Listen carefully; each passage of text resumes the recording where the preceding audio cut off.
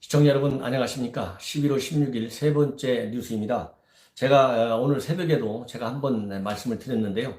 다시 이거를 좀 더 세부적으로 말씀을 드리겠습니다. 뭐냐면 제가 보기에요, 한미동맹이 지금처럼 실제적으로 위기에 처한 적이 없어요. 왜?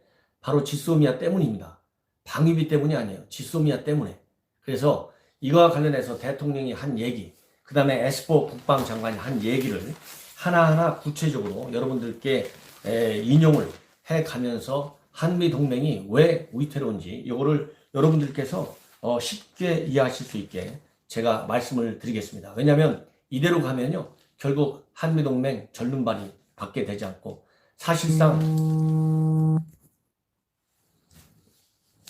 한미동맹이 깨지는 거나 마찬가지예요. 그렇기 때문에 매우 위태롭다. 이런 측면에서 제가 말씀을 드리겠습니다. 먼저 대통령이 한 얘기는 뭐냐? 지금까지 우리 실무자들이 하는 얘기하고 맥락을 똑같아요. 이 대통령이 이 얘기는 결국은 한미동맹 깨져도 좋다, 이 얘기로 미국에 있는 당국자들에게는 들립니다.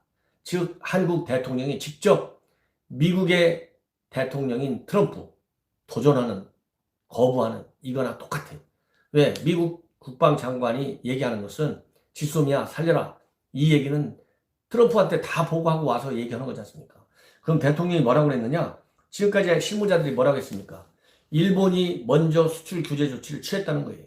이유가 뭡니까? 일본은 안보상으로 한국은 믿을 수 없는 나라니까. 그래서 결론은 뭡니까? 따라서 우리 한국 정부도 안보상으로 한국을 믿을 수 없는 나라와 맺은 군사 정보 공유 협정인 지소미아 지킬 필요가 없다.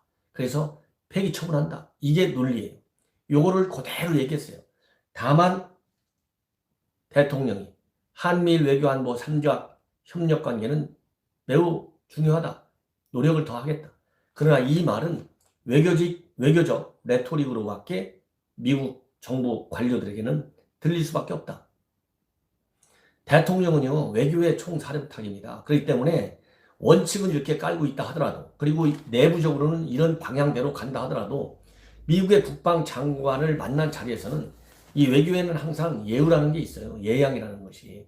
그래서 외교적 레토릭이라는 말도 있잖아요. 대통령은 외교적인 공간을 실무자들이 움직일 수 있게 마련해 주는 것이 대통령이 할 정상 외교의 특성이에요. 대통령이 꼭 외국 정상과 만나는 게 정상 외교입니까? 국방장관과 만나는 것도 대한민국의 정상의 입장에서 얘기를 해야죠. 단순한 행정부 수반이 아니지 않습니까? 이런 점에서 대통령의 발언은 매우 부적절하다. 언뜻 대통령이 한미일 외교 삼각관계의 중요성을 시인하고 인정하고 그것을 그대로 지킬 것 같은 의도로 말을 했다 하더라도 미국 정부에서는 그렇게 받아들이지 않는다. 왜? 앞에 얘기한 것이 너무 강하기 때문에, 지소미아를 살릴 수 없다는 입장이 너무나 강하기 때문에. 그래서 대통령의 이 발언이 일파만파 앞으로 상당한 파장을 일으킬 것이고, 이 말 한마디가 일본이 먼저 대한 수출 규제를 철회하지 않는 이상 결국은 지소미아는 절대 원대 복귀하지 않겠다, 이런 입장으로 빛을 질 수밖에 없어요. 자, 그렇다고 한다면 에스포는 그러면 뭐라고 얘기했느냐? 에스포 장관은 이미 미국 측에 나온 입장입니다. 지소미아는 한미 동맹뿐만 아니라 한미일 안보 체계의 상징물이다. 그리고 지소미아를 지켜야만이 중국의 견제를 막을 수 있다. 그리고 미국이 적극 추진하고 있는 인도 태평양 전략에 말하자면 힘을 실어주는 것이다. 그리고 전시 같은 경우에 적시에 이 지소미아 협정이 없을 경우에는 정보를 공유할 수가 있겠느냐. 지소미아를 만약에 처리한다면 하는 것은 매우 안보에 큰 위협이 된다. 그래서 지소미아는 반드시 살려내야 한다. 이렇게 얘기를 하고 있습니다. 그래서 만약에 지소미아가 종료가 되면 여러분들 잘 아시는 대로 중국과 북한에게만 이득이 된다. 그래서 이 전시 상황을 생각했을 때 한미일이 효과적으로 적시적으로 정보를 공유하기 위해서 매우 중요하다. 이렇게 얘기를 하고 있고요.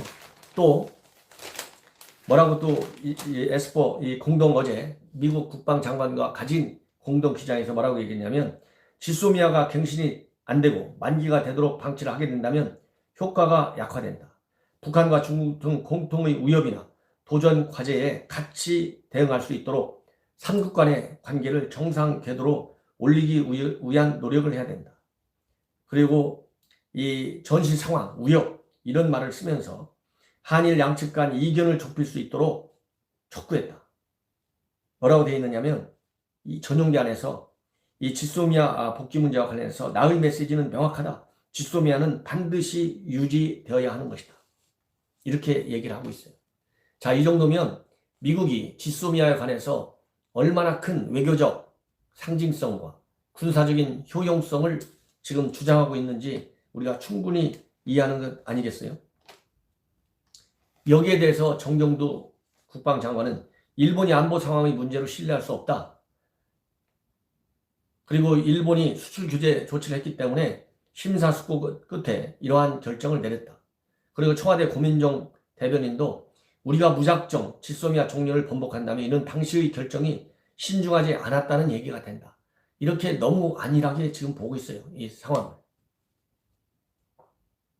파기 당시의 원칙만 되풀이하고 있는 것이 현 정부의 특성입니다.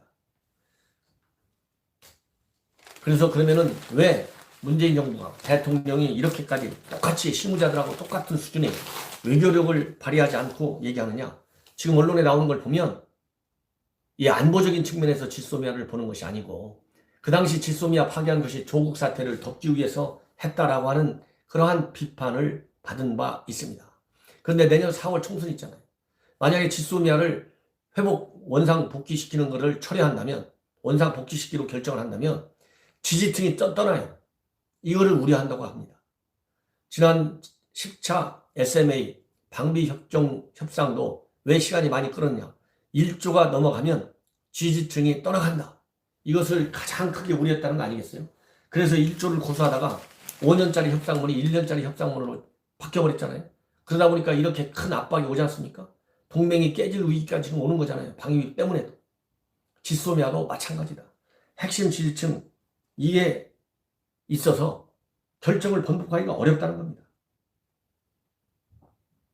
그러나 이럴 경우에는 후폭풍이 염려된다는 것이 미국 내 심각한 분위기예요. 브루스 클링나 헤리티지 재단 선임연구관도 지소미아 파기는 자칫 한국이 미국 인도 태평양 전략에 기여하지 않겠다는 것으로 비춰질 수 있다. 또 게리 세이모어 백악관 전 WMD 조정관 정보 공유의 방식은 얼마든지 있지만 향후 지소미아 파기로 전반적인 한일 공조 관계가 약화돼 유사시 군사적 위협에 직면할 경우 북한과 중국에만 도움이 된다. 지금 이렇게 보고 있어요. 이러면서 방위비 협상 굉장히 난항이 불가피하고 또 연합훈련도 조정될 위기에 처해 있고 이 연합훈련 조정하는 거 대통령 결재 없이 이루어질 수 있겠습니까? 현 정부가 대통령 결재를 받아서 미국과 협의하겠죠. 그래서 방위비 문제, 지소미아 문제, 그 다음에 연합훈련 문제 이게 모두 한미 동맹을 흔드는 요인이고 결국은 이게 다 대통령의 결심을 받아서 하는 것이다.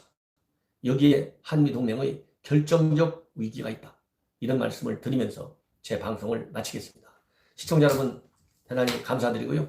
전옥현의 안보TV도 많이 봐주실 것을 거듭 당부드립니다.